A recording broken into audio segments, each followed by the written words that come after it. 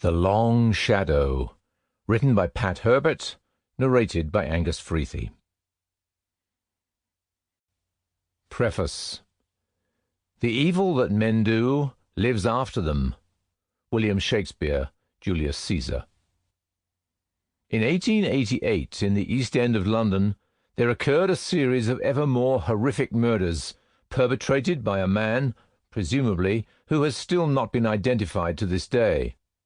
Jack the Ripper was known to be responsible for killing and mutilating 5 prostitutes: Mary Ann Nichols, Annie Chapman, Elizabeth Stride, Catherine Eddowes, and Mary Jane Kelly.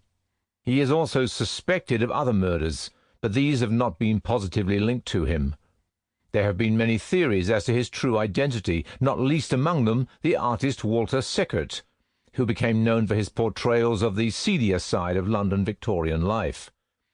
If there is a legacy left by Jack, what follows shows what could happen when such evil remains, even to this day. May 2016. Fiona. She should have known there was something wrong from the very beginning, but hindsight was a wonderful thing. The cold draught of air that had greeted her on entering the house for the first time had surely been an omen that she had been mad to ignore. But she was much too happy to bother about a chilly waft of air from an upstairs landing. If that was all that was wrong with the place, she had said to James, then they were very lucky indeed. They had drawn up outside the Georgian townhouse in Rochester Grove, Camden, that gusty May morning, 2 optimistic people with a lot to be optimistic about.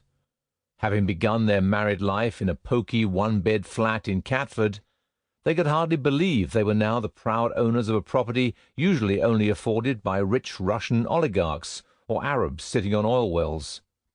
Ronnie had been mad to sell it to them, but that had been all right for Fiona. More fool her, she'd thought. Just because of what happened? It wasn't even as if it had happened in the house itself. She could bet horrid things happened in all houses, but that didn't stop people from doling out shed loads of money to live in them. Ronnie could have made a fortune out of the house, if she'd wanted to. It was what estate agents would usually term a highly desirable residence, and, for once, they wouldn't be bending the truth. Added to which, it was situated in one of the most fashionable parts of London, easily accessible to the West End nightlife as well as to the city square mile. One of the things Fiona remembered most about the day they moved in was the intoxicating smell of the wisteria festooning the front door and windows. She had breathed it in as she got out of the car and held hands with James, while he opened the gate for her. They had walked up the front garden path like royalty, looking from right to left at all they now owned. When they had reached the front door, she had waited while James felt for the keys in his trouser pocket and opened up their new home. She remembered the way he had stood there, looking at her, smiling. Maybe I should carry you over the threshold?" he had suggested. "Not after 2 years of marriage, you shouldn't," she had retorted, smiling back at him. "Quite right," he said, putting his arm around her instead. "You're not as slim as you were, and I'm feeling a little weak today." "You bastard!" This banter was typical of the couple.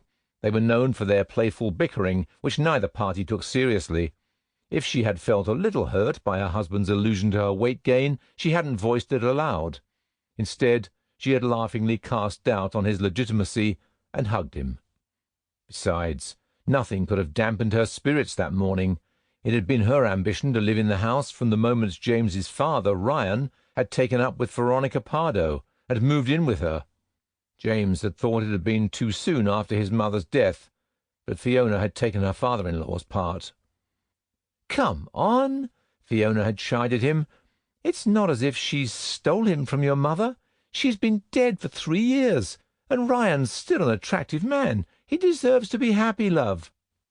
James had grudgingly agreed, and had grown fond of Ronnie as he got to know her. He finally had to admit that Ryan had hit the jackpot, snagging such a wealthy, not to say attractive, widow. "Ah, jammy bugger," had been James's frequent observation, but it was usually said with a note of affection. The one thing that dampened their Sample complete. Ready to continue?